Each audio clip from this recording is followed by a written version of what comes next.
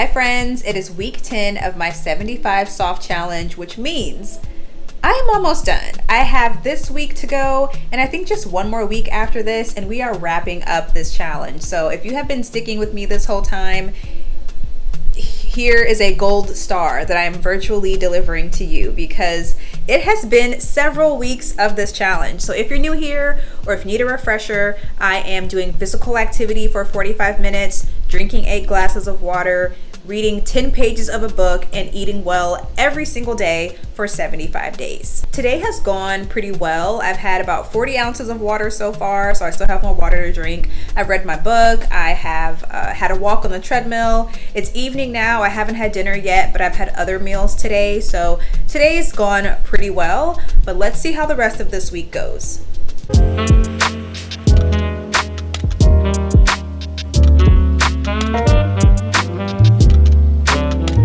So I am preparing dinner. I'm making the creamy salmon dish that I have shown at least a couple of times on this channel. The only thing I'm changing about that dish for this time is I don't have cherry tomatoes, but I do have sun-dried tomatoes, so I will use that in its place.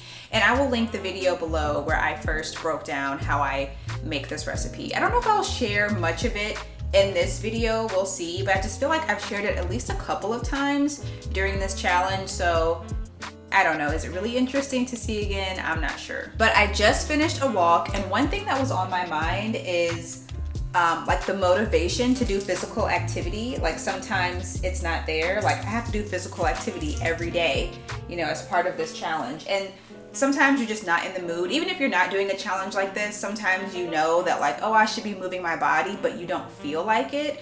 And so the energy that I've been trying to tap into lately is to just do whatever it takes to do the movement.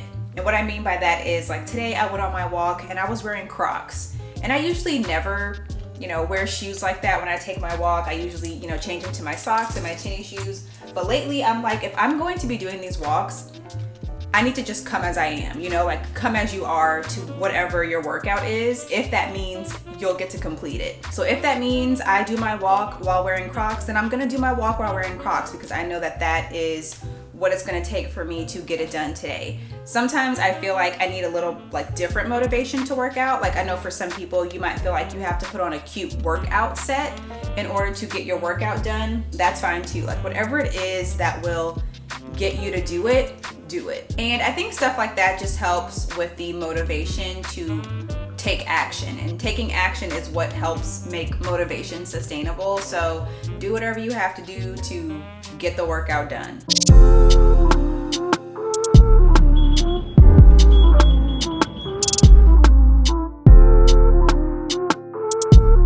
I was just on the treadmill sharing all of these thoughts, and then later realized the treadmill is really loud and annoying and things just didn't sound good. So we're just gonna forget about that.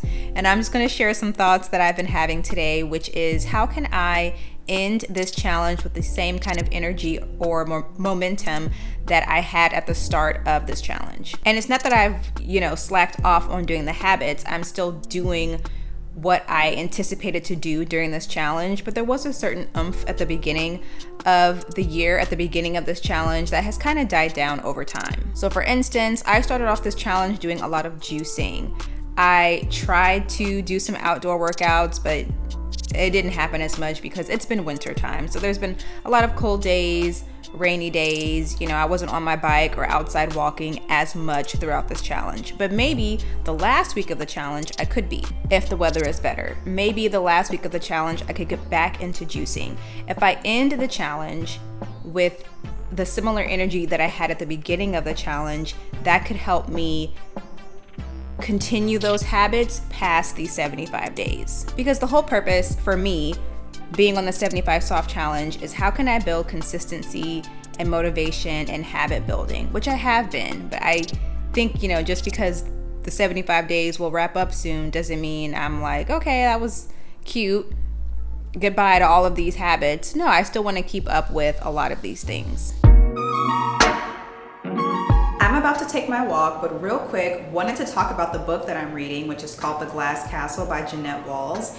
And I think I mentioned it, if not earlier in this video, I think I mentioned it in last week's video, that it is one of my first favorite books that I've ever read. And reading this like every day while I take my walk is reminding me of why. It's just such an interesting life experience to read about. It's a memoir about a girl who grows up in poverty. Her and her siblings and her family, they grow up in poverty, and they have parents who don't really, raise kids in a normal way that you hear about people raising kids. They kind of live a nomad kind of life. They're traveling a lot. They live in different places, and I don't know, it just explores how they navigate, or how she navigated her upbringing with her family.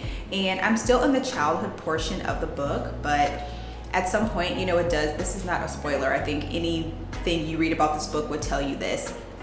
At some point, with her adulthood, her and her siblings, I believe, end up having pretty good lives while her parents remain in poverty, almost by choice, I think. So it's just been interesting to read this all over again, and it's such an interesting story. I know there's a movie based on this book. I have not seen that movie, but if you're into memoirs, if this sounds like something that would interest you, I would really recommend this book, because I just remember it being a favorite read of mine, and rereading it now, I'm reminded of why it was.